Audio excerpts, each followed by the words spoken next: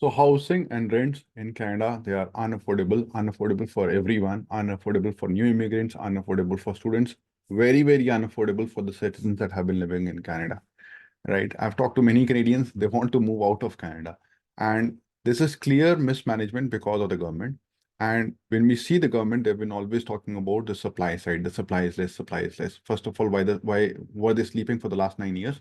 But they have never talked about the demand side. So they have been artificially increasing the demand. And why they had been increasing the demand? Because by increasing demand, which is bringing in a lot of temporary workers, temporary residents, they can show that the GDP is growing, right? Because like when the temporary resident is coming in, they would bring in some money in the country, right? They would be spending something and also you could show that the economy is growing.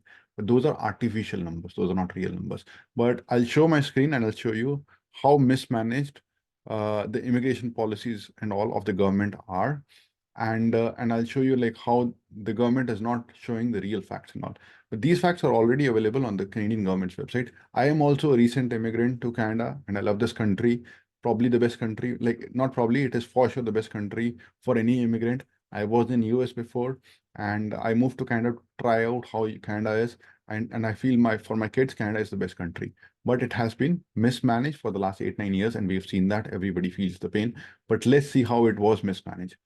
So from the day when Trudeau government came in 2015 to 2020, right around 2020, we already saw the rent prices doubled. The housing prices, it also doubled, right? So by 2020, we had experienced extreme pain in terms of housing, in terms of rents and all, right? So the stats which we see is from 2021 because like if you go back, those stats are not available. So the number of non-permanent residents, right, which includes so the major number is from study permit holders and all, right? And then other members who are like maybe temporary workers and all. So if you see that number in 2021, when there was already extreme pain in like the housing and all, after that also, it's not even like 3 years, the government has already doubled the number of temporary residents, right? And why they have doubled? Because they want to show the economy is growing, whereas the economy is shrinking, right? Have you seen any new business, any new innovation being done in Canada in the last 5, 6 years? None, right? So how do you show how that the economy is growing? Is by artificially bringing in the people who will be bringing in some money with them and showing that the economy is growing. But the government right now has made education as a business, and they have exploited the international students also, right? Because most of the international students who come in, they are paying the fees from the life saving of their parents and all, and they're not sure whether they'll get any job and all because of the economic situation in Canada is very bad, right?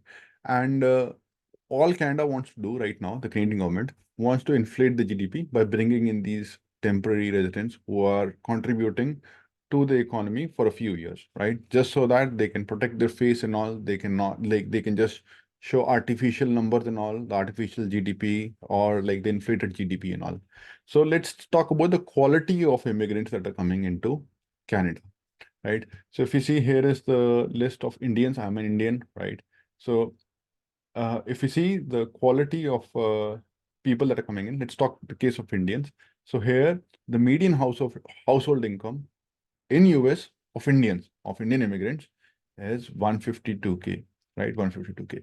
So whenever an Indian goes to US, they earn this much high money, they contribute, they make a good life for themselves, but then they contribute back to the US economy. So each Canadian household might be creating like 4 or 5 different types of jobs because they're spending a lot, right? Because they have a nice lifestyle and all. So for them, they got a nice system where they can live, right? They can grow their families and all. And now the government also benefits a lot because these are like intelligent people contribute back a lot to the economy and all. And again, like here is another article which shows like Indians are the top earners in US, right? Surpassing other Asian groups. But when we talk about Indo-Canadians, right? So Indo-Canadians in GTA area, which is the most expensive area, there the average household income is 86,425, which is below than like GTA's average household income of 95. 100,000, right? Because there has been no vetting of the people who are coming in. There has been no quality checks of the people who have been coming in. There has been no planning. The reason Canadian government, the current government, was bringing in the residents was to artificially inflate the GDP numbers and all. So share this so that everybody can see how the government is completely mismanaged, and they don't have right policies. They are screwing the nation.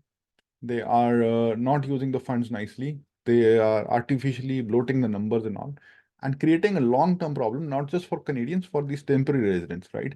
So Canadians are facing a lot of crunch of the money and all, but now you will see in the next 2 to 3 years, it will be like a very, very bad situation for for the students that have come to Canada, right? They will not be able to support themselves. They've already paid high fees, taking all the money from their parents, right? Like their life saving and all.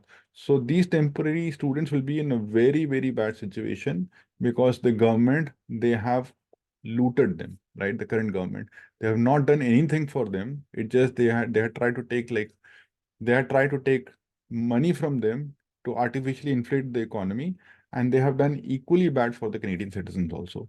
So do share this video so that everybody comes to know about the current policies of the current government.